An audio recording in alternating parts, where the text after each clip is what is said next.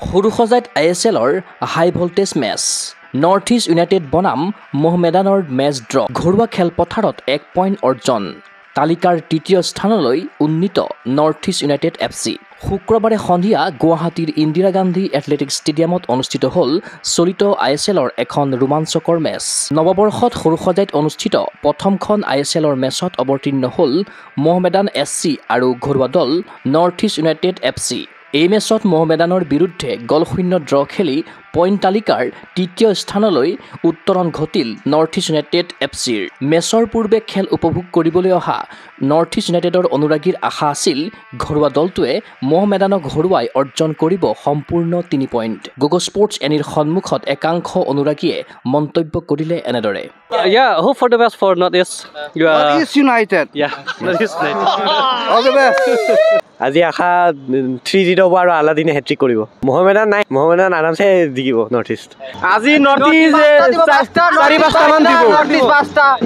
কিন্তু ঘৰত খেলাৰ পাছতো নৰ্থ ইষ্ট ইউনাইটেডে কলকাতাৰ দলটোৰ বিৰুদ্ধে প্ৰত্যাশিত 3 পইণ্ট অৰ্জন নকৰাত কিছু হতাশ দেখা গ'ল ঘৰুৱা দলৰ অনুৰাগীক ইফালে যোৱা দুখন মেচত হায়দৰাবাদ FC আৰু মুম্বাই চিটিক পৰাস্ত কৰি ঘৰলৈ অহা নৰ্থ ইষ্ট ইউনাইটেডে অনুৰাগীৰ সন্মুখত আত্মবিশ্বাসেৰে খেলপথাৰত নামিছিল যদিও প্ৰথমাৰ্ধত দলে গল কৰিবলৈ সক্ষম নহ'ল আনহাতে আগ্ৰাসী নৰ্থ ইষ্ট ইউনাইটেডৰ আক্ৰমণ ৰুধিবৰ বাবে মোহামেডান দলে যি ৰণনীতি লৈছিল সেয়া খেলৰ মাজভাগলৈ 100% ৰূপায়ণত সফল হয় দলে ৰক্ষণ বিভাগত অধিক মনোনিৱেশ কৰি বিপক্ষৰ ষ্ট্ৰাইকাৰক এবাৰো মুকলিকৈ বল আগুৱাই নিবলৈ নিদিলে প্ৰশিক্ষক আন্দে চেনিছভৰ ৰণনীতিক সফল ৰূপত খেলপথাৰত দৃঢ়তাৰে প্ৰতিষ্ঠা কৰে কলকাতাৰ দলটোৰ 11জন খেলুৱৈয়ে দ্বিতীয়াৰ্ধত নেষ্টৰ আৰু পাৰ্থিৱক আক্ৰমণৰ পৰা নমাই আনি বেনালীয়ে নতুন ৰণনীতিৰে চাপ সৃষ্টিৰ চেষ্টা কৰে কিন্তু ভাগ্যৰ সহায় নথকাৰ বাবে গুলেমুৰ শ্বট পোষ্টত লগাৰ লগতে তাৰকা আজাৰেও সফল শ্বট ল'ব নোৱাৰি হতাশ হৈ পৰে মেচৰ অন্তিম 10 মিনিটত উভয় দলে গল কৰাৰ চেষ্টা কৰে যদিও আক্ৰমণ প্ৰত্যাক্ৰমণৰ উত্তেজনাৰ মাজেৰে খেলখন সমাপ্ত হয় মেচৰ অন্তত সংবাদ মেলত মোহামেডান স্পৰ্টিং ক্লাবৰ বিৰুদ্ধে খেলা মেচৰ সন্দৰ্ভত নৰ্থ ইষ্ট ইউনাইটেডৰ মুখ্য প্ৰশিক্ষক জুৱান পেড্ৰো বেনালীয়ে কয় এনেদৰে That's their problem. Our problem is to try to win the game.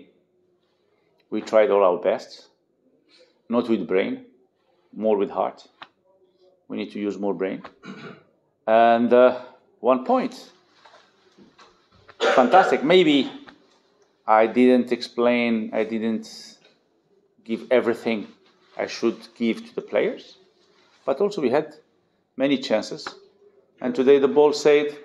I don't go inside. I didn't want to go inside, that's it. Now,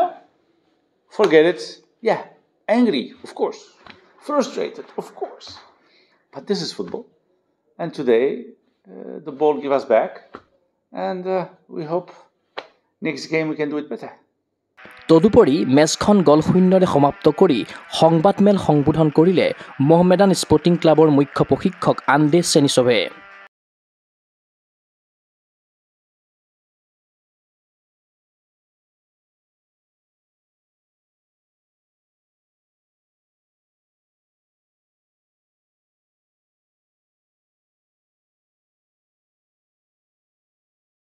উল্লেখ্য যে 14খন খেলত 22 পইণ্ট সংগ্ৰহ কৰি মোহন বাগান আৰু বাংগালুৰু FCৰ পাছতে তৃতীয় স্থানত থাকিল নৰ্থ ইষ্ট ইউনাইটেড FC